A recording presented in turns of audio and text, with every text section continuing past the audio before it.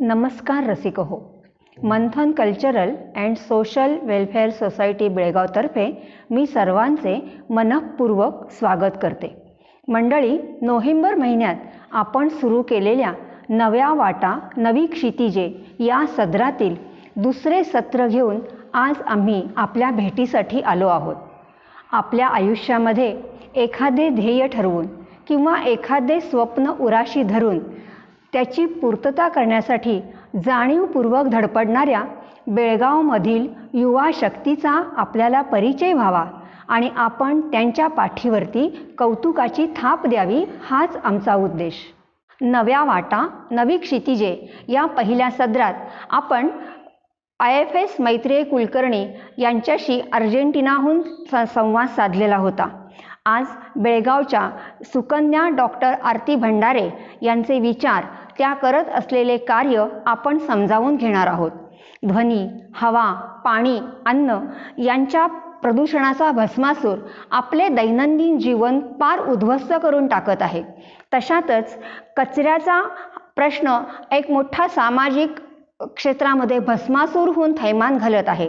अशा वेळेला ओला कचरा, सुका कचरा याबरोबर ई कचरा हा शब्दसुद्धा आपल्या कानावरती सतत आदळत आहे. तंत्र आणि यंत्रयुगाच्या उंबरठ्यावरती आपण असताना, त्याचा स्वीकार करत असताना आपल्या आरोग्याच्या आणि आपल्या सुरक्षिततेच्या दृष्टीने आपण ह्या ई कचऱ्याच्या नियोजनाचा पूर्ण विचार केला पाहिजे. त्याचे भान ठेवून त्याचे व्यवस्थापन कसे करायचे याचा विचार आपण करणे हे आपले सामाजिक कर्तव्य आहे. म्हणूनच या क्षेत्रामध्ये कार्यरत असलेल्या डॉक्टर आरती भंडारे यांना आज आपण इथे आमंत्रित केलेले आहे. आरतीताई, मंथनमध्ये तुमचे मनापासून खूप खूप स्वागत. मुळातच ई कचरा म्हणजे काय, त्याचे व्यवस्थापन करणे म्हणजे काय केले पाहिजे, किंवा ह्या कचऱ्यापासून आपल्याला कोणता धोका आहे, वैयक्तिक पातळीवरती ह्या कचऱ्याच्या संदर्भात आम्ही काय करू शकतो, ह्या आपल्या मनातील सर्व प्रश्नांची उत्तरे आरतीताईंच्या व्याख्यानातून आपल्याला आता मिळणारच आहेत. तत्पूर्वी मी मंथनच्या उपाध्यक्षा सुरेखा भावे यांना विनंती करते की त्यांनी डॉक्टर आरती भंडारे यांचा परिचय करून द्यावा. धन्यवाद. नमस्कार.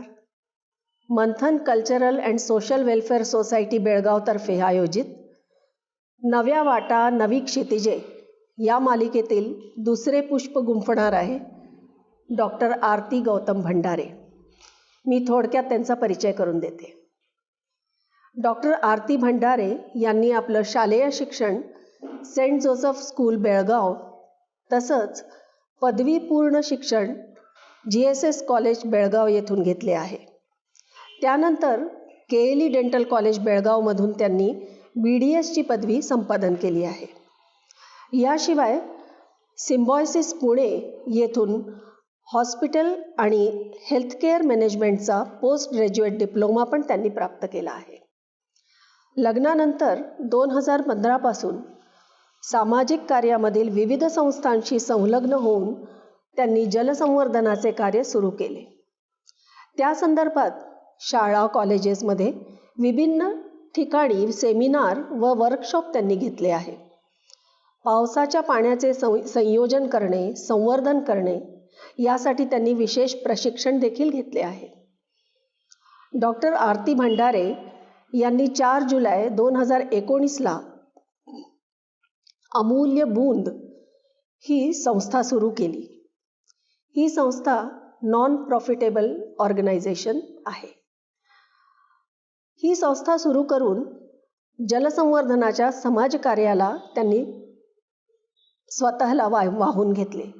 त्यांच्या या कार्याची दखल घेऊन 2019 साली अस्मिता पुरस्कार आणि 2020 साली सावित्रीबाई फुले पुरस्कार या मानाच्या पुरस्काराने त्यांना गौरविण्यात आले आहे.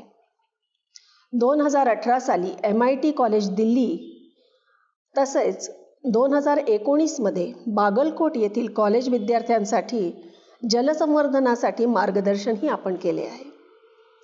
बेळगाव, चिकोडी, निपाणी, हलगा अशा आसपासच्या गावांमध्ये शाळा व कॉलेजच्या विद्यार्थ्यांसाठी तसेच विज्ञान शिक्षकांसाठी पण त्यांची अनेक व्याख्याने झाली आहेत. पुण्याच्या सिंहगड डेंटल कॉलेज येथे सुद्धा त्यांना आमंत्रण आले होते. सध्या छत्तीसगड बिलासपूर येथील अभियांत्रिकी कॉलेजमधील 3ऱ्या वर्षाच्या विद्यार्थ्यांना त्या मार्गदर्शन करणार आहेत. बेळगाव 90.4 वेणुध्वनीवर तसेच विविध ऑनलाईन ग्रुप्सवरती त्यांनी अनेक कार्यक्रम केले आहेत. पाण्याबरोबरच ई कचरा किंवा ई वेस्ट या विषयावरती सुद्धा भरपूर वाचन व अभ्यास करून त्या विविध संस्थांच्या मदतीने कार्यरत आहेत. या कामातील त्यांचे अनुभव आज आपल्याला नक्कीच मार्गदर्शक ठरतील. अशा बहुआयामी व्यक्तिमत्वाच्या धनी डॉक्टर आरती भंडारे उत्तरदायित्व ई कचरा व्यवस्थापनाचे या विषयावर आज आपले मार्गदर्शन करणार आहेत. त्यांनी आपल्या व्याख्यानाला सुरुवात करावी अशी मी त्यांना विनंती करते. धन्यवाद. तर सकाळी गोष्ट अशी झाली की आमचं मशीन खराब पडलं आणि पाणी सगळं वॉशिंग मशीनच्या बाहेर यायला लागलं आणि जस्ट मी म्हटलं माझ्या नवऱ्याला की रिपेअरवाल्याला पाठवून द्या. तर माझ्या नवऱ्याने म्हटलं की रिपेअर कशाला पाहिजे, झालेच आहेत 8 वर्ष मशीन घेऊन आणि हर्षामध्ये चांगली ऑफर सुरू आहे 40% ऑफ वॉशिंग मशीनवरती. तर तुम्ही म्हणणार की नाव न सांगता इन्फॉर्मेशन तुझ्याबद्दल न देता डायरेक्टली ही स्टोरी का, कारण आजच हा लेक्चर होता आणि आजच माझ्याबरोबर ही घटना घडली जे मी इथे सांगू शकते. वॉशिंग मशीन, एकतर माझं नाव आरती भंडारे आहे आणि मी इतकी ह्या कचऱ्याच्या टॉपिकमध्ये इतकी गुंतली आहे की मला बाकीचं काहीच सुचत नाही. आणि ई वेस्ट हा माझा सर्वात फेवरेट टॉपिक आहे, कारण अजून बेळगावात ई वेस्टच्या प्रॉब्लेमनी जन्म घेतलेला नाही आहे. माझं नाव आरती भंडारे आहे. मी दाताची डॉक्टर असून लोकांचे 32 दातांची काळजी न घेता लोकांचा कचरा, ग्लास बॉटल्स, सुका कचरा, ओला कचरा, वर्मी कंपोस्ट या गोष्टीत जास्त लक्ष देते. सो युजली मी माझ्या बायोडेटामध्ये डॉक्टर आहे असं कोणाला सांगत नाही, कारण ते म्हणतात की डॉक्टरसारख्या व्हाईट कॉलर प्रोफेशन सोडून तू तुरमुरीच्या कचरा डेपोमध्ये काय करत असतेस. तर मला इथे एक गोष्ट सांगायची आहे की तुरमुरीच्या कचरा डेपोमध्ये जितकं व्हॅल्युएबल कचरा आहे तितकं मी पुढचे 10 वर्ष काम केलं तरी पैसा कमवू शकणार नाही. म्हणून मी टॉपिकचं नाव म्हटलं होतं वेस्ट टू वंडर. तर सकाळची गोष्ट आपण परत रिपीट करूया की माझ्या मिस्टरांनी म्हटलं की संध्याकाळी आपण हर्षामध्ये जाऊया आणि 40% ऑफ सुरू आहे.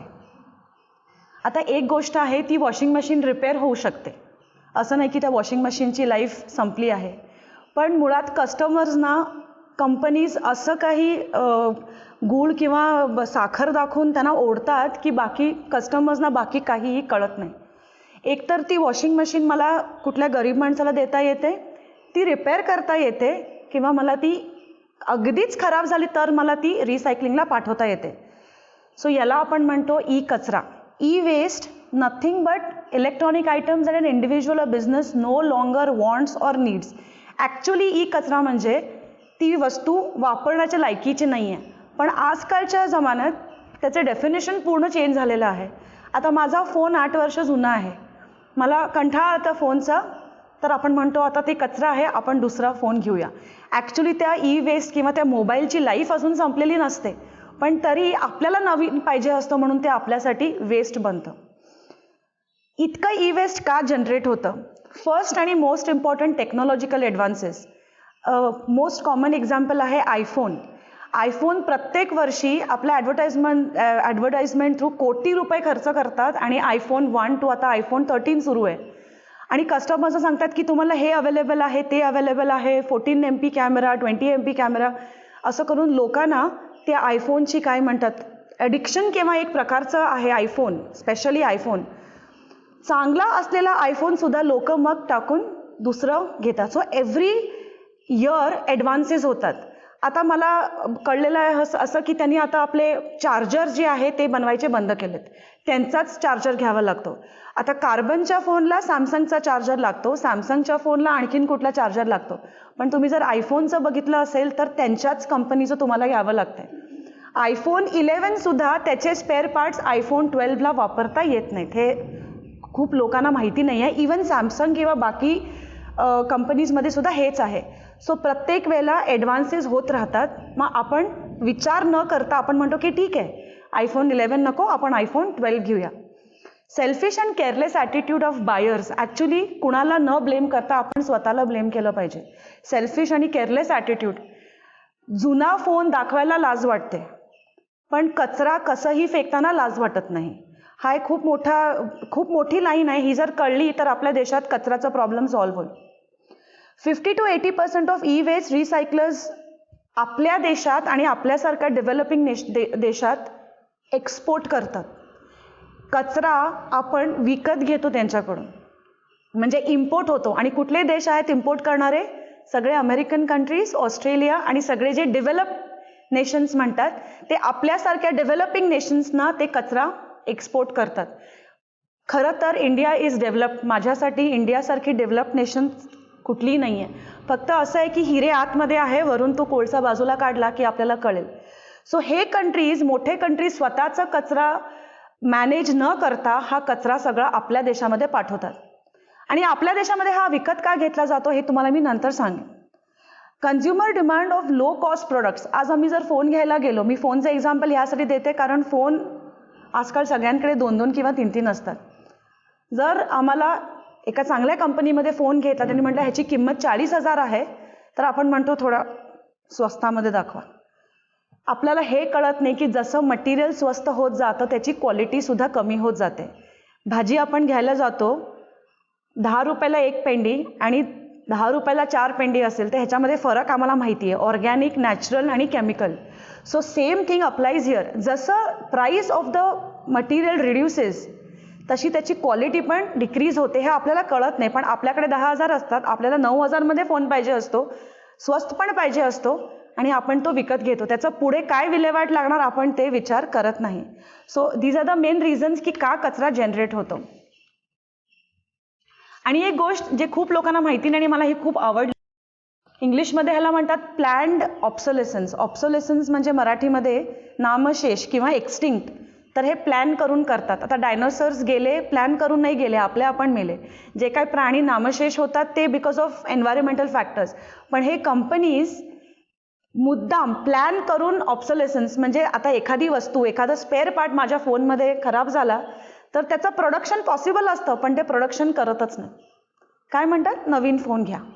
तो पार्ट जर 1200 रुपयाचा असेल आणि दुसरा नवीन फोन 12,000चा असेल तर ते म्हणतात की आपल्याकडे तो स्पेअर पार्ट नाही आहे. सो तुम्ही आज जर माझा सॅमसंग नोट 8 आहे, तो नामशेष होऊन बहुतेक 8 वर्ष झाली असेल आणि जर तो चुकून माझ्या हातातनं आज पडला तर त्याचं एकही स्पेअर पार्ट मार्केटमध्ये अवेलेबल नाही आहे. स्पेअर पार्ट सोडा, त्याचं जे फ्लॅट कवर असतं ते पण मार्केटमध्ये अवेलेबल नाही आहे. सो हे प्लॅन करून करतात कारण कस्टमरनी नवीन नवीन वस्तू कायम विकत घ्यायला पाहिजे म्हणून. सो हे कारण आहे की ई वेस्ट दिवसेंदिवस वाढत चालले. आता हे मॅनेज करणारी लोक कोण आहेत? E waste sectors. तुम्ही जर रोज 10:30-11 वाजता जर मार्केट एरियामध्ये गेला तर एक माणूस कार्ट घेऊन फिरत असतो. लोखंड, कपडा, पत्रा, बाटली, कधी कधी त्याच्याकडे फॅन सुद्धा असतो, त्याच्याकडे मोडलेला टीव्ही किंवा डिस्प्ले हे सुद्धा असतं. आता त्या माणसाचं जर तुम्ही कंडिशन बघितलं, त्याच्याकडे फाटलेले कपडे असतात, पायात चप्पल देखील नसतील. मग हा माणूस हे घेऊन काय करतो? आपण काय करतो? कुठे द्यायचा कचरा म्हणून आपण त्या माणसाकडे देऊन टाकतो. आपण फॉर्मल कंपनीज आहेत, क्रोमा, टाटा, हे कंपनीज कचरा आमच्याकडून विकत घेतात, पण आपण त्यांच्याकडे न जाता आपण ह्या लोकांकडे जातो आणि आपण ह्यांना कचरा देतो. आणि थोडे जण असे आहेत जे त्या कचऱ्याच्या अगेन्स्ट दुसरं काहीतरी देता का हे पण मागून घेतात आणि आपल्याला वाटतं की आम्ही किती छान काम केलेलं आहे. आता हे इनफॉर्मल सेक्टरवाले आहेत कारण ह्यांचं शिक्षण झालेलं नसतं, यांना टेक्नॉलॉजीबद्दल काहीही माहिती नसते आणि ह्याच्यात त्यांची चूक नाही आहे, त्यांना माहितीच नाही आहे. पण मग हे ई वेस्ट कचरा कलेक्ट कशाला करतात? कारण मग ते आपल्या पद्धतीने जाऊन घरात जितकं तोडता येतं, फोडता येतं, त्याच्यामधून गोल्ड, कॉपर, सिल्वर हे मेन जे असतं ते काढून घेतात आणि बाकीचा कचरा सरळ सरळ कुठल्या तरी नदीमध्ये किंवा कचरा डेपोमध्ये जाऊन डंप करतात. फेकतात हे पण वर्ड चांगला नाही, अक्षरशः तो कचरा डंप करतात. Informal sector. त्यांच्या हातामध्ये ग्लव्स, मास्क किंवा प्रोटेक्टिव्ह आय गेअर असं काहीही विचार करणं सुद्धा हे स्वप्नच आहे. त्यांच्याकडे हे काही नसतं, ते क्वालिफाईड सुद्धा नसतात आणि त्यांच्याकडे हे करायला लायसन्स सुद्धा नसतो. पण फक्त कॉपर, गोल्ड आणि ते मिळतं म्हणून ते विकू शकतात, म्हणून ते लोक हे काम घेतात. यांना आपण म्हणतो इनफॉर्मल सेक्टर.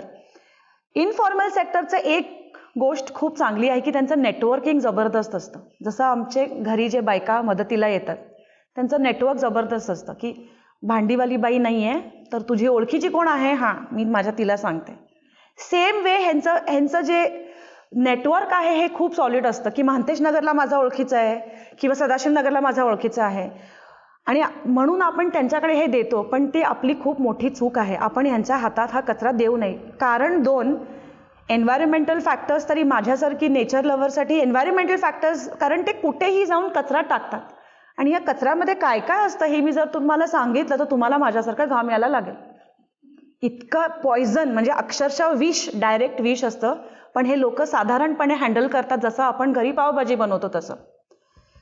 हे फर्स्ट रिझन. आणि सेकंड रिझन, त्यांच्याच हेल्थला इतके प्रॉब्लेम्स असतात की माहिती असते की ह्या गोष्टीमुळे आपल्याला कॅन्सर होऊ शकतो किंवा लंग डिसऑर्डर्स होऊ शकतात किंवा त्यांची मुलं होणारी पुढे they can be born still किंवा असे खूप प्रॉब्लेम्स असतात. हे माहिती असून ते लोक हे करतात. पण त्यांना ब्लेम आपण करू शकत नाही कारण सगळं पापी पेट का सवाल आहे म्हणून करतात. सो हे फॉर्मल सेक्टर झालं. सेकंड आहे इनफॉर्मल सेक्टर. हे इनफॉर्मल सेक्टर झालं. Second is formal sector. जसं नाव सजेस्ट करतं तसं फॉर्मल सेक्टर म्हणजे मोठे कंपनीज, त्यांच्याकडे प्रोटेक्टिव्ह इक्विपमेंट असतं, त्यांचे मशिनरी अशी डिझाईन केलेली असते की साधा कचरा किंवा डस्टसुद्धा कॅप्चर केला जातो. त्यांच्याकडे सगळे प्रकारचे प्रोटेक्टिव्ह गेअर असतात. त्यांचे जे मटेरियल्स किंवा जे टेक्निक्स वापरतात ते सगळे रोबोटिक्स असतात. ते स्वतः काही हात लावत नाही. म्हणजे मोठे मोठे मशीन्स अगदी कोटी कोटी खर्च करून बांधलेले कंपनीज आहेत. पण आपण ह्यांच्याकडे देत नाही. का देत नाही हे पण मी तुम्हाला नंतर सांगते. आता चॅलेंज काय आहे? व तुम्ही म्हणणार ठीक आहे, माझ्याकडे एक आयडिया आहे, फॉर्मल आणि इनफॉर्मल सेक्टरना दोघांना आपण एकत्र करूया. सेम प्रॉब्लेम की दोन पॉलिटिकल पार्टीजना एकत्र आणणे हे खूप कठीण आहे. त्यांचे आयडियाज खूप वेगळे असतात, ह्यांचे आयडियाज खूप वेगळे असतात. ह्यांना पैसे पाहिजे असतात, ह्यांना प्रॉपर कंपनी चालवायची असते. सो ह्यांचं ॲक्च्युली दोघांना एक करणं खूप कठीण आहे. पण जर फॉर्मल आणि इनफॉर्मल सेक्टर एकत्र झाले तर मग ई कचराचा प्रॉब्लेम सॉल्व्ह करायचं कठीण नाही आहे. आता तुम्ही म्हणणार ठीक आहे, ई वेस्ट आपण रिसायकल का करायचं? खूप कारणं आहेत. म्हणजे मी सुरुवात केली तर एक तास पण कमी पडेल.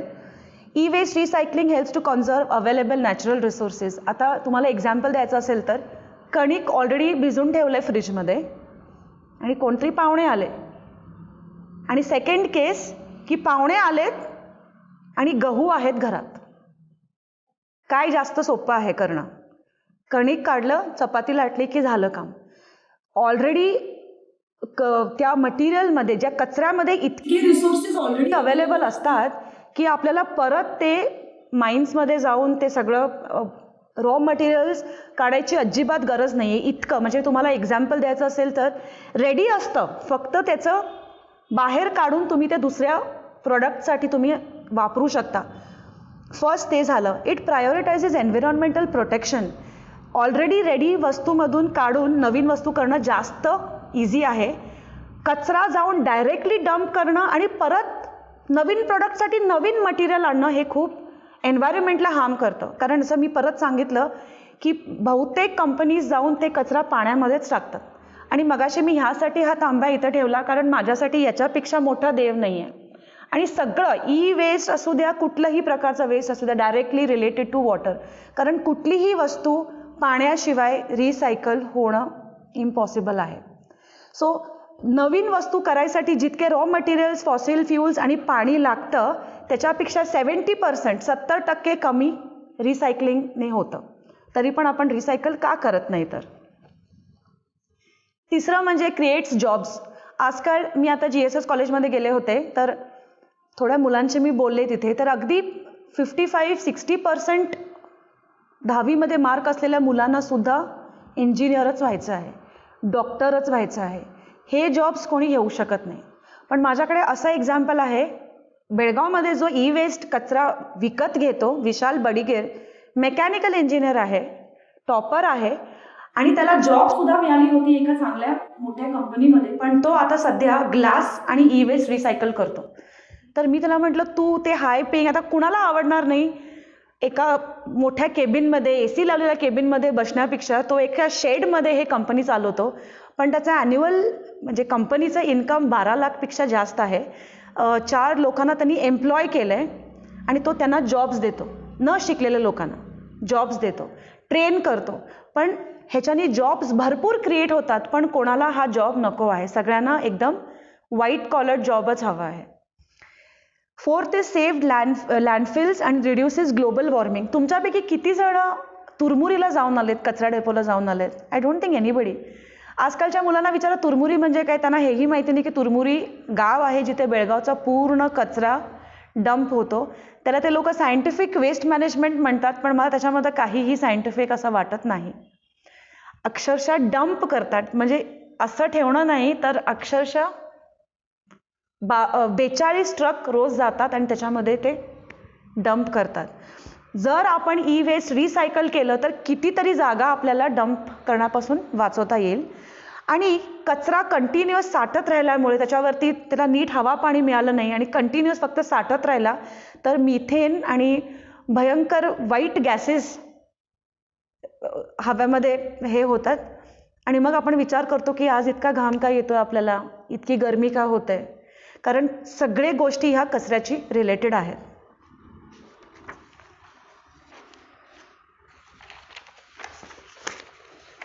आता मी मगाशी म्हणाले की कणिक आणि चपातीचं एक्झाम्पल दिलं, तसंच 1 मिलियन लॅपटॉप जर आपण रिसायकल केले तर तितकी एनर्जी सेव्ह होते जितकी 3650 घरांना इलेक्ट्रिसिटी देण्या इतकी एनर्जी लागते. तितकी एनर्जी 1 मिलियन लॅपटॉप्स रिसायकल केल्यामुळे होते.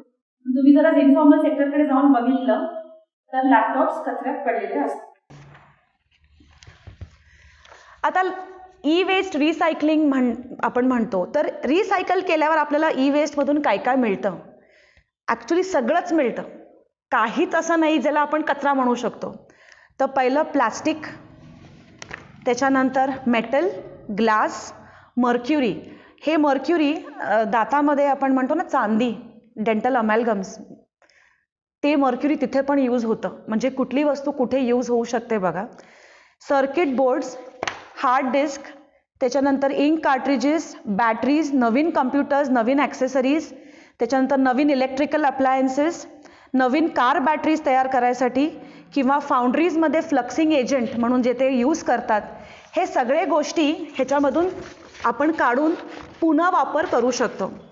आता एक खूप इम्पॉर्टंट फॅक्ट म्हणजे एका कंपनीने असं फाइंड आउट केले की 35,274 pounds of copper, 772 pounds of silver, 75 pounds of gold आणि 33 pounds of palladium can be recovered from just 1 million cell phones.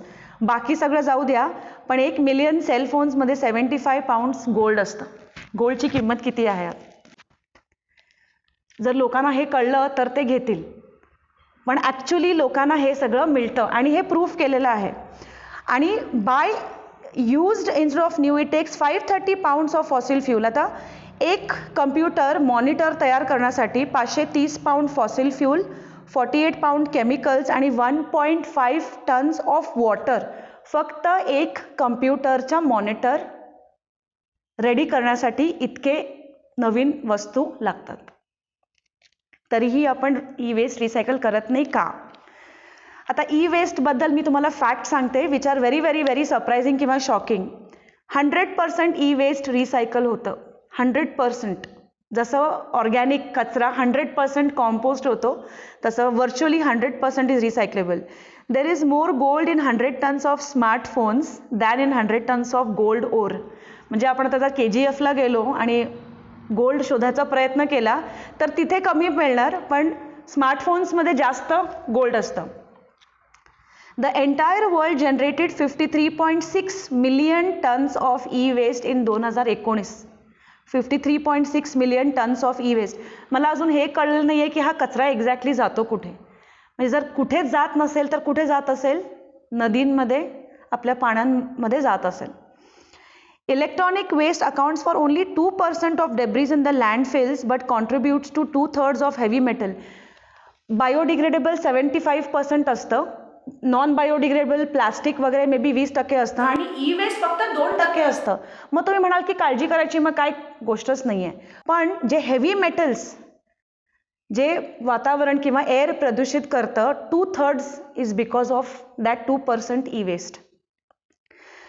These metals break down in the soil. आता हे सगळ्यांनाच माहिती आहे, कचरा आपण एका जागेवर ठेवला तर कोणी येऊन तिथे आबराकाडाबरा करून ते काय जादू होऊन नवीन तयार होणार नाही आहे. सो इतकं ॲसिड आणि इतकं पॉयझन लीच होतं, तेच मातींमध्ये जातं. माती मग शेतात वापरली जाते आणि मग आपण त्याच मातीमधून उगवलेले वस्तू खातो. आणि मग 20-30 वर्षानंतर जेव्हा एका चांगल्या बाईला कॅन्सर होतो तेव्हा आपण विचार करतो, पण मी काहीच नाही केलं होतं, मी सिगरेट नाही फुंकत, मी दारू पित नाही, पण मला कसं कॅन्सर झाला. तर प्रत्येक ही गोष्ट छोटे छोटे म्हणजे इन स्मॉल अमाऊंट्स ही लीच होत राहते आणि ह्याचं जे आउटकम आहे आपल्याला खूप नंतर कळून येतं. The United States produces more e waste each year than any year. आणि हे लोक समोर खूप सुंदर दाखवतात आणि मागून सगळा कचरा आपल्यासारख्या देशांना इल्लिगली इम्पोर्ट करतात, इल्लिगली. आणि लास्ट इयर पर्यंत 2019 पर्यंत चायना 70% पूर्ण वर्ल्डचं 70% ई वेस्ट स्वतःकडे घेत होते. चायना, त्यांच्याकडे पॉप्युलेशन खूप आहे, ते लोक खूप मेहनती आहेत म्हणून ते प्रोसेस करत होते. पण 2019 मध्ये हे थांबलं. का थांबलं असेल सांगते. आता आपण आपल्या भारताच्या स्टॅटिस्टिक्सकडे वळूया, which are even more shocking. India generates about 2 million tons of e waste annually आणि 5th रँकवरती आहे. आता ही खूप गौरव किंवा it is not a pride. US, China, Japan, Germany नंतर इंडिया 5th रँकवर आहे. तर कोण म्हणेल की on what basis is India 5th rank. तर ई वेस्ट इतकं जनरेट करतं, इंडिया 5th रँकवरती आहे, which is very bad. Actually India last रँक्समध्ये असायला पाहिजे आणि बाकी गोष्टीमध्ये इंडिया पुढे असायला पाहिजे. In 2016-17 India treated only 0.0636 million tons of it, म्हणजे नॉट इवन 1%. इंडियानी नॉट इवन 1% जितकं कचरा प्रोसेस करतात तितकं रिसायकल केलेलं नाही आहे. म्हणजे 5 पक्वान बनवायचे आणि फक्त लोणचं खायचं हा प्रकार झाला आणि बाकीचं सगळं फेकून द्यायचं असं झालं. Electronic waste management in India identified that computer equipment accounts for almost 70% of the e-waste. Second is telecommunication and third is electrical. म्हणजे जो तो घेतो लॅपटॉप, गरज नसेल तरी आपण 2 ते 3 मोबाईल फोन्स घेतो. So out of all the हे जनरेटेड 70% इज लॅपटॉप आणि नेक्स्ट इज 12% इज फोन्स. आजकाल कोणाला गिफ्ट द्यायचं असेल तर फर्स्ट डोक्यात काय येतं? आयपॅड, टॅबलेट किंवा बेस्ट फोन. 5 किंवा 6 हजारमध्ये तो फोन येतो, पण त्या ॲक्च्युअल किंमत ती कुणालाच कळलेली नाही आहे. 70% of the total e waste generated in India is from 10 states. Maharashtra first आहे, तमिळनाडू सेकंड आहे, आंध्र प्रदेश, उत्तर प्रदेश, वेस्ट बेंगॉल, दिल्ली, कर्नाटक, गुजरात, MP आणि पंजाब. म्हणजे out of so many states आपण जर म्हटलं की my state is the best state in producing food, नाही. ई वेस्ट जनरेट करायला हे 10 स्टेट्स आर मॅक्सिमम. ठीक आहे, तुम्ही जर ई वेस्ट जनरेट जरी करत असाल, तुम्ही ते रिसायकल करणं खूप महत्त्वाचं आहे. पण हे कुठेही states, I am really sorry, पण तितकं ई वेस्ट रिसायकलिंग होत नाही जसं व्हायला पाहिजे. आणि among the top 10 cities Mumbai ranks first, Delhi second आणि बँगलोर इज थर्ड. कारण बँगलोरला आपण काय म्हणतो? Silicon valley of India, IT hub असं म्हणतो. जितके आपण एक्सक्युजेस देत राहतो तितकं ई वेस्ट वाढत जातं. पुण्याचं पण नाव आहे, कलकत्ता, हैदराबाद, नागपूर सगळ्यांचं नाव आहे. एन्व्हायरमेंटल परफॉर्मन्स इंडेक्स ह्या रेटिंगमध्ये आउट ऑफ 180 कंट्रीज इंडियाचा नंबर कितवा असेल? 177, म्हणजे वर्स्ट. एन्व्हायरमेंटल रेटिंग इंडेक्स म्हणजे माझ्या मुलांनी शाळेत परफॉर्मन्स कसा आहे 60 मुलांपैकी, तर त्याचा नंबर 57th आहे. हा प्रकार आहे. India recycles less than 2% of the total e waste generated, फक्त 2%. आणि since 2018 India generates more than 2 millions of e waste annually and also imports huge amount of e waste from the other countries.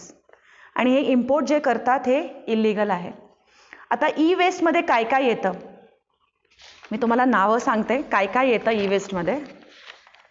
Microwave, home entertainment devices, electric cookers, heaters, fans, cell phones, desktop computers, monitors, laptop, circuit board, DVDs, blu ray player, stereo, television, fax machine, video games, printers, copiers. आता जेव्हा मी स्कूलमध्ये होते तेव्हा आम्हाला project दिला जायचा. ते project कसं असायचं, ह्या ठिकाणी जायचं, थोडंसं ऑब्झर्वेशन करायचं, तुमची काय कल्पना आहे ती लिहून आणायची किंवा हे ड्रॉइंग करायचं. मला आठवतं आहे 8वीमध्ये माझा क्राफ्ट प्रोजेक्ट होता, भाकरी बडवायला शिकवलं होतं आम्हाला. आजकालचे प्रोजेक्ट कसे असतात मुलांचे, स्टिक 10 पिक्चर्स, ह्याचं प्रिंट घ्या, त्याचं प्रिंट घ्या. आता हे प्रिंट घेताना पण मला खूप वाईट वाटलं होतं. हां, आणि मग त्या 5वीच्या मुलाच्या प्रोजेक्टसाठी एका घरामध्ये 2-2 प्रिंटर्स, एक ब्लॅक अँड व्हाईट प्रिंटर, एक कलर्ड प्रिंटर. माझा मुलाचा प्रोजेक्ट जास्त चांगला व्हावा म्हणून ॲडव्हान्स प्रिंटर. त्यांना ॲक्च्युली प्रिंटर्स आणि कॉपियर्सची गरज नाहीच आहे. So printers, copiers, massage chairs, heating pad, remote control, electric cord, charger, lamp, smart lights, treadmill आपण जे हातात घालतो, फिटबिट, चालताना आपण किती चाललो बघायला, कुणाला कशाला गरज आहे त्या गोष्टींची, smart watches, heart monitor, diabetic testing equipment, IT servers, cords, cables, wifi. 30 मिनिटाच्या वर होईल मग ही जर वाचत बसले तर. आणि हॉस्पिटलमध्ये जे यूज करतात ते वस्तू, ऑटोक्लेव्ह, डिफिब्रिलेटर. तुम्ही म्हणणार आता हे वस्तू यूज करायचं बंद करायचं का? मी इतके वस्तूंची नावं घेतली, आपण ह्याच्याशिवाय जगूच शकणार नाही. नाही, जगू शकतो. मी काय म्हणते, every product should have N end life. जसं आपण आपला जन्म होतो मग आपण मरतो, तशी एखादी वस्तू मरून मग त्याचा जन्म व्हायला पाहिजे. उगाचच पाण्यात फेकून दिलं तर त्याचा एंड होत नाही. What does e waste contain? आता ई वेस्टबद्दल इतकं डिस्कशन करण्यासारखं काय म्हणणार तुम्ही, का तुम्ही ई वेस्टबद्दल? तर ई वेस्टमध्ये मर्क्युरी, लेड, बेरिलियम, म्हणजे ही नावं पण खूप, brominated flame retardants, cadmium, lithium, manganese, antimony, हे सगळे तुम्हाला GSSच्या सेकंड डेच्या पुस्तकामध्ये मेटल्स मिळतील. फक्त इतकंच की हे metals are very harmful. Tin, copper, gold, हे बाकी सगळे वस्तू जे आपल्याला पुनर्वापर करता येतात ते बेनिफिशियल आहेत, पण बाकी सगळे वस्तू are very very very harmful. आता लहान मुलं मर्क्युरी बरोबर खेळतात, आपण जरा म्हणतो मर्क्युरीला डायरेक्ट हात लावू नकोस. किंवा आता मी डेंटल कॉलेजमध्ये शिकले म्हणून मी सांगते की आम्ही अमॅलगम पण घालायचं बंद केलं. जसं दातामध्ये चांदी भरतात, आम्ही ते पण यूज करायचं आता बंद केलं आहे. आणि आम्ही पेशंट्सना सांगतो की $200 एक्स्ट्रा घाला आणि सिमेंट भरून घ्या. का? कारण असं प्रूव्ह झाले की ते डेंटल अमॅलगमसुद्धा लीच होऊ शकतं आणि मर्क्युरी हे बॉडीसाठी खूप वाईट आहे. हे सगळं माहिती असूनसुद्धा हे सगळे वस्तू असलेले प्रोडक्ट्स आम्ही आमच्या घरात यूज करतो आणि कधी कधी ते खराब झालं तर आम्ही आमच्या हाताने ते रिपेअर करायचा प्रयत्न करतो आणि नाहीच झालं तर आपण ते वस्तू अशा व्यक्तीकडे देतो जे आम्हाला माहिती आहे की बरोबर रिसायकलिंग सेंटरला जाणार नाही, त्याच्या बॉडीला हार्म आहे हे माहिती असूनसुद्धा आपण हा ई वेस्ट सरळ सरळ त्यांच्या हातात देतो. म्हणजे इट इज लाईक एक बॉम्ब आहे आणि हा कुणाच्या तरी हातात द्या, माझ्या घरी नुकसान नको, तुमचं काय होतं ते होऊ दे. म्हणून मी म्हटलं मगाशी केअरलेस ॲटिट्यूड ऑफ बायर्स हा ई वेस्ट जनरेशनसाठी खूप मोठा कारण आहे. आता फॉर्मल तुम्हाला जर आता मंथनच्या या प्रोग्रामनंतर असं वाटलं की आपण आता ई वेस्ट रिसायकल करायला पाहिजे, तर ॲक्च्युअली ई वेस्ट कुठल्या कुठल्या प्रोसेस थ्रू जातं. पहिला कलेक्शन आणि ट्रान्सपोर्टिंग, जे माझ्या ऑर्गनायझेशननी मागच्या महिन्यात सुरू केलं, पण त्याला रिस्पॉन्स इतका इतका इतका वाईट आला की मी सांगू शकत नाही. लोकांना चार्जर गटारीत फेकणं जास्त सोपं होतं, पण माझ्या घरी येऊन ते डिपॉझिट करणं कठीण होतं. प्लस मला म्हटले मी तुला 2 जुने चार्जर दिले तर मला काय मिळणार इन रिटर्न? आता मी त्यांना रिटर्नमध्ये काय देणार? मी काहीच देऊ शकत नाही. मी फक्त त्यांना एवढी प्रॉमिस देऊ शकते की तुमचा कचरा प्रॉपर रिसायकलिंग सेंटरला जाणार आणि तुमच्यामुळे एन्व्हायरमेंट हार्म होणार नाही. तर मला नाही, माझ्याकडे नाहीच आहे चार्जर. बॅटरीज आपण किती जनरेट करतो? सेल, प्रत्येक महिन्याला 4 सेल जातात. कुठे फेकतो आपण त्या बॅटरीज? गटारीत फेकतो किंवा कॉर्पोरेशनच्या लोकांना देतो. मी फक्त इतकंच म्हटलं होतं की तुम्ही मला तो कचरा द्या, मी तो कार्डबोर्डमध्ये पॅक करून मी तो प्रॉपर रिसायकलिंग सेंटर पुणेला ज्या कंपनीशी माझं टायअप आहे मी तिथे पाठवते. पण एक चार्जर नाही, एक छोटी बॅटरीसुद्धा आलेली नाही आहे. So first point is collection and transporting. तर असे छोटे छोटे सेंटर्स असतात जिथे आपण जाऊन हा डिपॉझिट करायचा. फक्त एकच की त्याच्या रिटर्नमध्ये काही मागू नका की मी एवढं डिपॉझिट केलं, मला काहीतरी परत द्या. नाही, काही मिळू शकत नाही. सो ते फर्स्ट आहे. सेकंड इज जेव्हा हा कचरा रिसायकलिंग सेंटरला जातो तेव्हा ह्याचं प्रॉपर श्रेडिंग आणि सॉर्टिंग होतं. सेम थिंग जसं आपण भाजी मार्केटमधून आल्यावर पालेभाजी, त्याच्यानंतर वांगी वेगळीकडे किंवा टोमॅटो कांदा वेगळा असं आपण वेगळं ठेवतो, आपण सगळं एकात मिक्स करत नाही. तसं ह्याचं सॉर्टिंग आणि श्रेडिंग होतं. फाईन पार्टिकल्समध्ये हे ब्रेक केलं जातं. फॉर्मल सेक्टरमध्ये रोबोटिक्स मशीन्स असतात, माणसांना काहीही करायला लागत नाही, ऑटोमॅटिक श्रेड होतात, ऑटोमॅटिक सॉर्ट होतात. पण इनफॉर्मल सेक्टरमध्ये तुम्ही जर संत मीराच्या मागे, मी त्या माणसाचं नाव सांगत नाही, तिथे जर तुम्ही लावून बघितलं, 10 वर्षाचा मुलगा आहे, दगड घेऊन बसलेला असतो आणि फोन फोडत असतो. त्याच्या आतमधून ते कॉपर वॉटेवर असतं ते काढून घेतात आणि बाकी उरलेला कचरा जातो तिकडच्याच एका नाल्यामध्ये फेकतात. हे लोकांना माहिती असतं पण कोणी काही करू शकत नाही. जर तुम्ही फॉर्मली दिलं तर श्रेडिंग आणि सॉर्टिंग हे प्रॉपर मशिनरी थ्रू होतं. त्याच्यानंतर डस्ट एक्स्ट्रॅक्शन, अगदी फाईन जे डस्ट असतं ते सुद्धा एक्स्ट्रॅक्ट केलं जातं मशीनद्वारे. माणसांना काहीही करायला लागत नाही. तिथे जे लोक सुपरविजन करत असतात ते सुद्धा मास्क घातलेले असतात, ग्लव्ज, प्रॉपर किट घातलेलं असतं, तर त्यांना काहीही हानी नाही आहे. Magnetic separation, water separation, purification of the waste stream आणि शेवटी जो काही मटेरियल म्हणजे कॉपर, गोल्ड जे काही कलेक्ट होतं हे पुन्हा रिसेलसाठी ते कंपनीज बाहेर काढतात. या पूर्ण प्रोसेसमध्ये कुठेही तुम्हाला काहीही असं दिसणार नाही की मला श्वास घेताना त्रास होतो किंवा असं काही होणार नाही. पण this is possible in informal sector. तर तुम्ही आता विचार करा की आपण नेक्स्ट टाइम आमचा फोन खराब झाला की कुणाला द्यायचं. बरं, हे सांगायचं ते मला आणखीन एक सांगायचं की जर तुम्हाला तुमच्या फोनचा कंटाळा आला तर तुम्ही इधर ते कुठल्या तरी आश्रममध्ये कोणाला मुलांना देऊ शकता किंवा रियूज करू शकता ना. माझ्या फोनचा पण मला खूप कंटाळा आला आहे. 8 वर्ष झाली आणि माझ्या फ्रेंड्सनी प्रत्येक वर्षी एक नवीन मोबाईल घेतला आहे.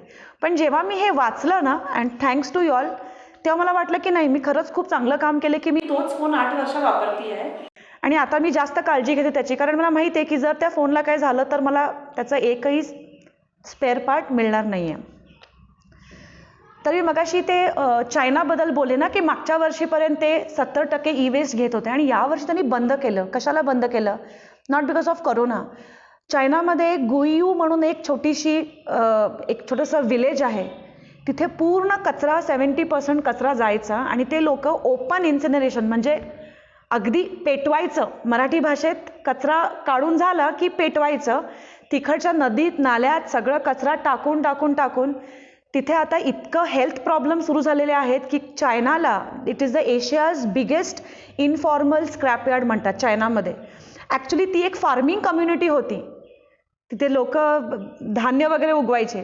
पण जेव्हा त्यांना कळलं की ई वेस्टमध्ये जास्त मटेरियल सापडतील तेव्हा त्यांनी ते बंद करून सरळ हे कचरा म्हणजे अगदी लहान बायका पुरुष सगळे तेच करत असतात. सो हे कळल्यापासून त्यांनी मागच्या वर्षीपासून हे बंद केलेलं आहे. म्हणजे चायनाने आपल्याकडे कचरा घ्यायचा बंद केलेला आहे. आता तुम्ही म्हणणार तर हा प्रॉब्लेम आपण कसं फाईट करायचा? फर्स्ट थिंग आणि माझं फेवरेट इज रिड्यूस, रियूज आणि रिसायकल. माझ्या घरी ज्या बाई डस्टिंगसाठी मदतीला येतात, परवा दिवशी जत्रा होती म्हणून ते आल्या नाहीत. मी म्हटलं फोन तरी करायचा ना, येणार नाही म्हणून. वहिनी फोन येईल री म्हणायला लागली. मग मी म्हटलं फोन नाही आहे तुझ्याकडे? म्हणजे माझ्यासाठी it was a very surprising thing की फोन नाही आहे कसं तुझ्याकडे? तर मला गरज नाही आहे एवढी फोनची. मी म्हटलं कुठल्या इसवी सनमध्ये राहतेस? ते म्हणाले की ॲक्च्युली गरज नाही, म्हणजे खरंच गरज नाही आहे. असं वाटते तुम्हाला पण तुम्ही ट्राय करा म्हणाली. तुम्हालाही कळेल की फोनशिवाय आपण जगू शकतो. आता मी म्हणत नाही की फोन वापरू नका, फोन ही आजकाल गरज झालेली आहे. मी म्हणते रिड्यूस, रियूज, रिसायकल. 8 वर्ष एक फोन, सेम फोन वापरणं याच्यामध्ये काहीही लाजण्यासारखं नाही आहे. तोच फोन परत यूज करणं ह्याच्यामध्ये पण काही लाजण्यासारखं नाही आहे. आणि मला एक गोष्ट इथे सांगायची आहे की माझ्या मिस्टरांकडे नोट 5 होता. त्यांनी तो 5 वर्ष वापरला. त्याच्यानंतर मी परत तो 3 वर्ष वापरला आणि सगळे माझ्या मिस्टरांचे फ्रेंड्स मस्करी करायचे की तुला एवढी काय वाईट वेळ आली आहे की तू एवढी हे असून त्यांचा फोन वापरतेस. आता जर ते हा प्रोग्राम बघत असेल तर मला आन्सर देता येतो की नाही, मी खूप शहाणपणाचं काम केलं होतं. सो रिड्यूस, रियूज आणि रिसायकल. तो आता मी घरी गेल्यावर माझ्या मिस्टरांना सांगणार की तो वॉशिंग मशीन जो आहे तो आपण रिपेअर करूया आणि रियूज करूया. आणि एका पॉईंटपर्यंत जेव्हा ते मशीन वापरायचं टोटली बंद होईल तेव्हा आपण नवीन घ्यायचा विचार करू शकतो. Spend on the product which offers a buyback. आता खूप कंपनीजनी सुरू केलं आहे, इवन सॅमसंगनी सुरू केलं आहे की तुम्ही जर जुना नोट दिला तर तुम्हाला 2 किंवा 3,000 रुपये बायबॅक प्राईस देतात आणि ते नवीन मटेरियलमधून मायनस करतात. पण आपण काय म्हणतो, अरे मी घेतला होता 50,000ला, तुम्ही मला फक्त 3,000 वापस देताय. मेंटॅलिटी चेंज व्हायला पाहिजे. तुम्ही नेचरवरती खूप मोठं फेवर करताय हे जर आपल्याला कळलं तर आपल्याला 3,000 पण खूप मोठी रक्कम होईल. एक्सटेंडेड प्रोड्युसर रिस्पॉन्सिबिलिटी हे काय आहे मी तुम्हाला एक्झॅक्टली नंतर एक्सप्लेन करते. Some computer components can be reuse in assembling new computer products while others are reduced. आता कम्प्युटर असेंबली करताना इंजिनियर्स किती असेल मला माहिती नाही, पण जुने प्रोडक्ट्सनी पण नवीन कम्प्युटर आपण असेंबल करू शकतो. पण आपण कसे आहोत, नवीन म्हणजे सेफ्टी पिनसुद्धा नवीन पाहिजे. साडी नेसताना नवीन साडी असेल तर सेफ्टी पिनसुद्धा नवीन, आपल्याला जुनं काहीच नको आहे. तर ते मेंटॅलिटी आपण कमी करायला पाहिजे. आता माझ्याकडे जुना चार्जर होता माझ्या नोटचा, तो ह्याला लागला नाही नवीन फोनला जेव्हा मी 8 वर्ष आधी घेतला. आता चार्जर अवेलेबल आहे पण त्याची किंमत 2,500 आहे. म्हणजे तुम्हाला कळलं मी काय सांगते. सो चार्जरचं पिनसुद्धा चेंज करतात कारण आपण नवीन चार्जर घ्यावं म्हणून. सो जितकं पॉसिबल आहे ई वेस्टच्या केसमध्ये जितकं पॉसिबल आहे जुनी वस्तू वापरा. आता आणखीन एक एक्झाम्पल म्हणजे 56 इंच टेलिव्हिजन ना, तो स्क्रीन जो येतो त्याच्यापेक्षा लहान की मोठा आय डोंट नो. तर माझ्या मैत्रिणीच्या घरी नवीन घर घेतलं होतं आणि जुन्या घरात ऑलरेडी 2 56 इंच होते, तरी पण त्यांना नवीन घ्यायचं होतं. मी तिला विचारलं, ह्याच्यामध्ये ऋतिक रोशन काय ब्रॅड पिट सारखा दिसतो की करिश्मा कपूर कटरीना कैफ सारखी दिसते. तर मग नवीन घरात नवीनच वस्तू पाहिजे, जुनी वस्तू आणू शकत नाहीत. तर ते आपण बंद केलं पाहिजे. जुनी वस्तू असेल तरी चालतं. माझ्या कंपनीच्या ऑफिसच्या इनॉग्रेशनला मी आल्या म्हटलं की हे खूप सुंदर सेटअप आहे, कारण मी माझ्या कंपनीचं सेटअपसुद्धा असंच ठेवलं आहे. आणि सगळे जुने वस्तू सेकंड हँड पंखा टेबल कॉर्नरचा तो आणून ठेवला आणि ह्याच्यामध्ये काही लाजण्यासारखं नाही आहे. आणि मी मुद्दाम सांगितलंय की माझं office this is refurbished. So refurbish म्हणजे तीच वस्तू पुन्हा नवीन करून वापरणे पॉसिबल आहे. पैसे सुद्धा वाचतात, तरी पण आपल्याला कायम नवीनच वस्तू पाहिजे असते. इंडियामध्ये 178 रजिस्टर्ड ई सायकलिंग एजंट्स आहेत, पण कोणीही रिसायकलिंग करत नाही. सगळ्यांनी म्हणजे आपण जिमला जातो, नाव नोंदवतो, ट्रेनरला पैसे भरतो, खरं आपण जाऊन एक्सरसाइज करत नाही आणि मग म्हणतो की अरेच्या आमचं वजनच कमी होत नाही आहे. बरोबर आहे ना, मीही केलेलं आहे, पैसे भरलेत पण गेलेली नाही आहे. सो 178 रजिस्टर्ड ई सायकलर्स असून सुद्धा मोजकेच कंपनी रिसायकलिंग करतात, जास्ती लोक रिसायकलिंग करत नाही. तर हे सगळं बघता पूर्ण वर्ल्डनी काय केलं आहे, बेझिल कन्व्हेन्शन म्हणून एक UNनी 1989मध्ये सेटअप केलं होतं. तर का हे ट्रीटी सेटअप झाली होती, अगेन सेम थिंग की एक शिप होती, मोठी शिप, त्याच्यामध्ये पूर्ण ई कचरा आणि हजार्डस वेस्ट होतं आणि ती USच्या एका सिटीमधून निघाली होती. 6 महिने ती शिप नाव बदलून गोल गोल गोल गोल फिरत होती की कुठल्या देशाच्या पोर्टवर जाऊन आपल्याला ते कचरा फेकता येईल. 6 महिने नाव पण बदलत राहिले. खियान सी वेस्ट डिस्पोजल त्याचं नाव आहे. आणि जेव्हा हे UNला समजलं तेव्हा त्यांनी म्हटलं की आपण ही एक ट्रीटी पास करूया की तुम्ही हजार्डस वेस्ट, आपला कचरा दुसऱ्यांच्या देशांच्या पोर्टवर जाऊन टाकू नये. तरीसुद्धा मला सांगायला खूप वाईट वाटतं की हे अजून होतं आणि इल्लिगली होतं आणि ह्याच्याबद्दल कोणीही काहीही करत नाही आहे. जर लकीली मी पॉलिटिक्समध्ये गेले असे तर मी खरंच काहीतरी केलं असतं, पण तो पण चान्स नाही आहे. आणि सगळ्यात वाईट म्हणजे हे ऑस्ट्रेलियन कंपनीज, ऑस्ट्रेलियामध्ये जे लोक आहेत, सगळं ट्रीटी साईन करून सुद्धा अजूनपर्यंत ते डेव्हलपिंग नेशन्सना हा कचरा पाठवत असतात. म्हणून मी ऑस्ट्रेलिया US ह्या कंपनीचं काहीही वापरत नाही, कारण मला स्पेसिफिक त्या कंट्रीजवरती ह्या गोष्टीवर राग आहे की तुम्ही तुमचं ई वेस्ट का नीट रिसायकल करत नाही. टोकियो ऑलिम्पिक्स 2020 मध्ये होणार होते.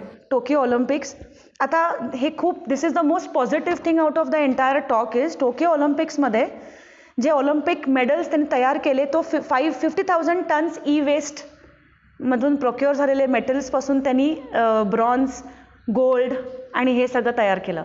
सो त्यांनी नवीन गोल्ड आणि सिल्वर कुठून विकत न घेता ई वेस्ट रिसायकल केलं आणि त्यांनी 47,488 टन्स ऑफ डिव्हाइसेस म्हणजे मोबाईल म्हणा, लॅपटॉप म्हणा, फ्रीज, AC जे काय हे कलेक्ट केलं आणि ते रिसायकल करून जे मेटल्स आले त्याच्यापासून हे तिन्ही मेडल्स बनवले. टोकियो ऑलिम्पिक्स जे झाले नाहीत बिकॉज ऑफ कोविड आणि हे नंतर होते.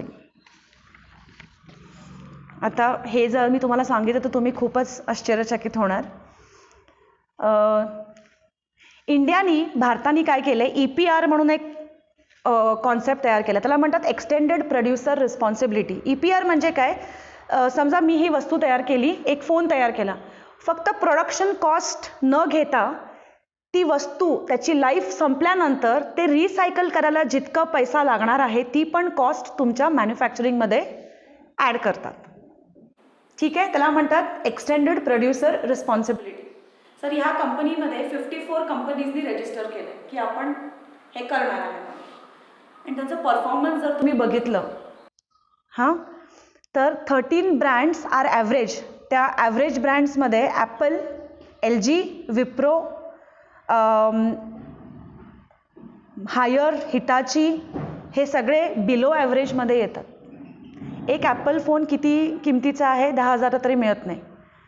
पण हे companies are below average. Extended producer रिस्पॉन्सिबिलिटीमध्ये हे बिलो ॲव्हरेज आहेत. म्हणजे हे लोक फक्त प्रोडक्शन करतात, त्याच्या पुढचं काहीही बघत नाहीत. गुड रेटिंगमध्ये HP India, Dell, Samsung, Canon, Intex आणि हे कंपनीज ठीक आहे थोडं फॉलो करायचे रूल्स. आणि पुअर कॅटेगरीमध्ये एव्हररेडी, हॅवेल्स आणि व्हिडिओकॉन हे कंपनीज ॲडव्हर्टाइजमेंटमध्ये किती पैसे खर्च करतात. आणि हॅवेल्सचं तरी आम्ही ॲड किती फिल्म स्टार्स आणि किती क्रिकेटर्स हॅवेल्सबद्दल बोलतात.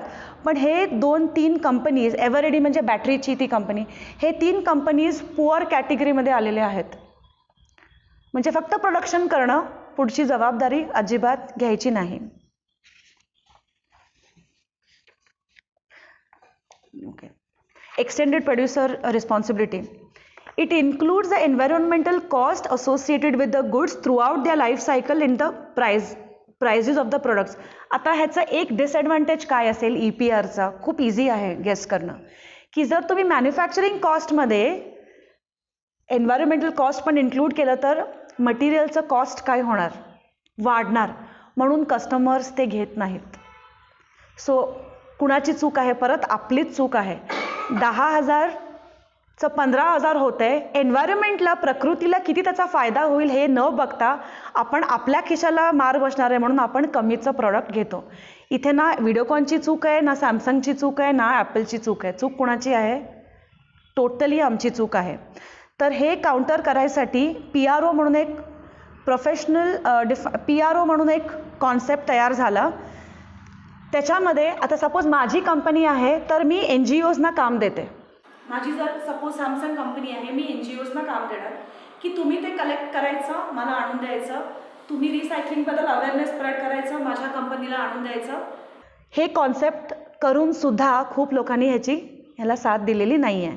आपण काय करतो, फोन खराब झाला की 2-3दा तो आपटतो, चालू होतो का बघतो, रिपेअरवाल्याकडे देतो आणि नाही झालं तर मग कुठे फेकतो, कुठेही फेकतो. तर भारताने पण खूप काय काय ह्याच्यामध्ये केलेलं आहे. पण सगळ्यात बेस्ट आणि हे शेवटचं जे मी तुम्हाला सांगते आहे, सगळ्यात बेस्ट नोकिया कंपनीने केलेलं आहे. नोकिया कंपनीने 2008मध्ये ई वेस्ट नाव पण कोणी ऐकलेलं नसेल. 2008मध्ये त्यांनी काय केलं की छोटे छोटे सेंटर सेटअप केले आणि सगळ्यांना सांगितलं की तुमचं जे ई वेस्ट आहे कुठल्याही ब्रँडचं असू देत, सॅमसंग असू देत, ॲपल असू देत, व्हिडिओकॉन, कुठल्याही ब्रँडचं ई वेस्ट तुम्ही आम्हाला आणून द्या. आणि ते त्यांनी दिल्ली, बँगलोर, मुंबई, लुधियाना ह्याच्यामध्ये मास कॅम्पेनिंग केलं.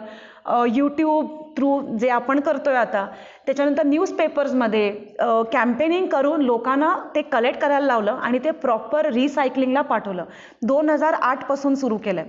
त्याच्यानंतर त्यांनी काय केलं, शाहरुख खानला आणलं, कारण youth is more attracted to Shahrukh Khan. Planet के रखवाले त्यांचा तो प्रोजेक्ट होता. 28 सिटीजमध्ये त्यांनी हे बिन्स सेटअप केले आणि त्यांनी म्हटलं की तुम्ही जर आम्हाला तुमचं ई वेस्ट दिलं तर तुमच्या नावाने आम्ही एक झाड लावतो. तितकंच नाही तर पुढचे 3 वर्ष ते झाडाची काळजी घ्यायची रिस्पॉन्सिबिलिटी आमची, आणि प्लस आम्ही तुम्हाला एक सरप्राईज गिफ्टसुद्धा देतो. ते देऊनसुद्धा लोकांनी ह्या व्हेंचरला साथ दिली नाही, कारण त्यांना सरप्राईज गिफ्ट नको होतं, त्यांना नवीन फोनच हवा होता at a less cost. So ते पण फ्लॉप झालं. नंतर नोकियाने काय केलं, जे आता मी करते, स्कूल्समध्ये जाऊन कंटिन्युअस हॅमर करायला लागले. जसं आम्ही स्कूल्समध्ये जाऊन, आता जर माझ्या मुलांनी मला येऊन सांगितलं की कचरा इथे तिथे टाकू नकोस, तर मी ऐकेन. पण जर मला माझ्याच एका वयाच्या बाईनी सांगितलं तर मी म्हणणार, इगोमध्ये येणार. तर त्यांनी काय केलं, लहान लहान मुलांना जाऊन हे सगळं ई वेस्टबद्दल 2008 मध्ये मलाही माहिती नव्हतं ई वेस्ट काय आहे, त्यावेळेला नोकियाने हे सुरू केलं.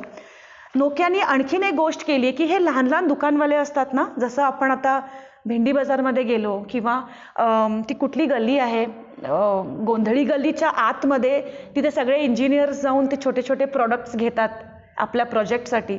तर ते खूप छोटे छोटे दुकानं आहे, म्हणजे एका रूम ह्या एवढ्या स्पेसमध्ये मे बी 20 दुकानं असतील. त्या लोकांना बापट गल्ली, बरोबर, तिथे ते सगळ्या गोष्टी मिळतात. तर तशा दुकानदारांना त्यांनी थोडंसं ट्रेनिंग देऊन, थोडंसं फायनान्शियली मदत करून त्यांना सांगितलं की तुमचे प्रोडक्ट्स आम्हाला रिसायकलिंगला आणून द्या, तुम्ही स्वतः काही करू नका. पण त्या लोकांना नेमलं, म्हणजे माझा कचरा डायरेक्टली मी न घेता ह्या लोकांच्या थ्रू आमच्याकडे येऊ देत. आणि कधी कधी हे रिपेअरवाले पण खूप हुशार असतात, तुम्ही बघितलं नसेल, पण एक मोठं शोरूम रिपेअर करत नसेल ते मोबाईल, तो छोटा दुकानदार नक्की करेल. सो ह्या लोकांना त्यांनी कॉन्टॅक्ट करून रिड्यूस, रियूज आणि रिसायकल हे त्यांनी, ह्याला नाव त्यांनी दिलं होतं लास्ट माईल रिपेअर शॉप्स. म्हणजे अगदी रस्त्याच्या कोपऱ्यावर जी छोटी छोटी दुकानं होती त्यांना या लोकांनी कॉन्टॅक्ट केलं. आणखीन एक त्यांनी चांगली गोष्ट केली होती की जे रूल्स आहेत त्याप्रमाणे पॉलिव्हिनाइल क्लोराईड म्हणजे PVC आणि थोडे केमिकल्स फोनमध्ये वापरू नका असं म्हणतात, पण ते खूप चीप किंवा इनएक्सपेन्सिव्ह आहे. आता जर मला मटर पनीर बनवायचं असेल तर मटर आणा, मग दुधानी पनीर करा, हे कठीण आहे. पण जर मी जाऊन त्या दुकानामधून म्हटलं की मटर पनीर रेडी मसाला द्या, फक्त मी गरम पाणी घातलं की ते रेडी होतं. सो तुम्ही कुठलं चूज कराल ह्याच्यामध्ये, आपण डेफिनेटली ते इझी जे आहे ते बघतो ना.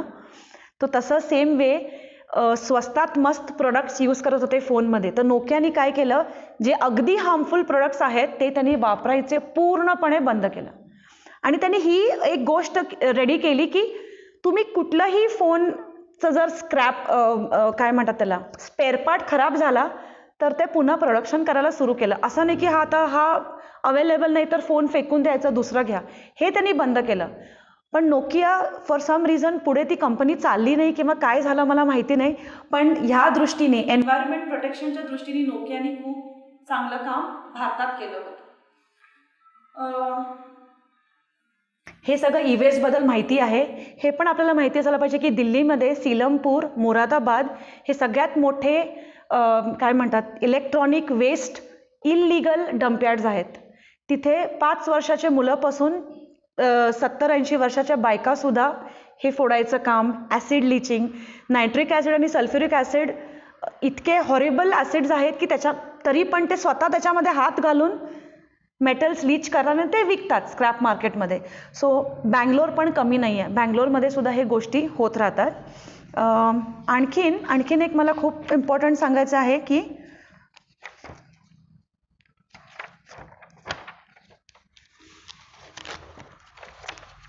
मायापुरी दिल्लीमध्ये, हे कुणालाच माहिती नाही. शाहरुख खानची लेटेस्ट मूवी कुठली आहे आपण सांगू शकाल, पण मायापुरी इन्सिडेंट हे कुणालाच माहिती नाही. सो कितीतरी वर्षापूर्वी म्हणे मायापुरीमध्ये एका स्क्रॅप डीलरनी कुठल्या तरी युनिव्हर्सिटीमधून एक मशीन विकत घेतली होती, ई वेस्ट मशीन, आणि त्या युनिव्हर्सिटीने पण त्यांनाच विकली, not in the formal sector, ह्या जे स्क्रॅप डीलर असतात ह्यांना विकली. ह्या लोकांना माहिती नव्हतं की या मशीनमध्ये काय आहे आणि ते रेग्युलर ते हाताने फोडायला लागले. आणि त्याच्यामध्ये कोबाल्ट 60 पेन्सिल्स होते. कोबाल्ट 60 हे कॅन्सर ट्रीटमेंटसाठी यूज करतात हॉस्पिटल्समध्ये वगैरे.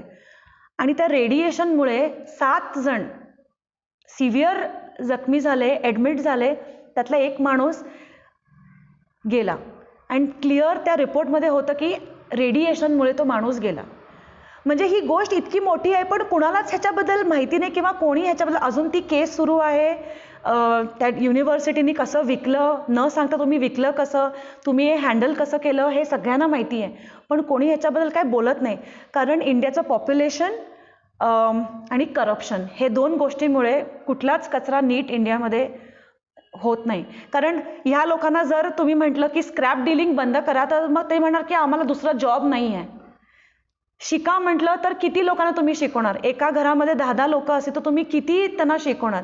सो ह्या गोष्टीमुळे ई कचरा म्हणा किंवा ओला कचरा म्हणा, प्लास्टिकचं प्रॉब्लेम म्हणा, हे दिवसेंदिवस तुम्ही म्हटल्यासारखं भस्मासुरासारखं ते वाढत चाललेलं आहे.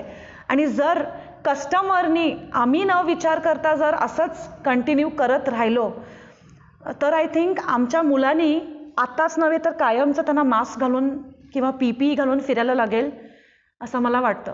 आणि ई वेस्टबद्दल स्पेशली मी हा टॉपिक का चूज केला, ह्याच्यामध्ये जे टॉक्सिक मेटल्स आहेत हे बाकी कुठल्याही कचऱ्यापेक्षा जास्त हार्मफुल आहेत. सो आम्ही ह्याची पूर्ण काळजी घ्यायला पाहिजे स्वतःसाठी आणि बाकी लोकांसाठी सुद्धा.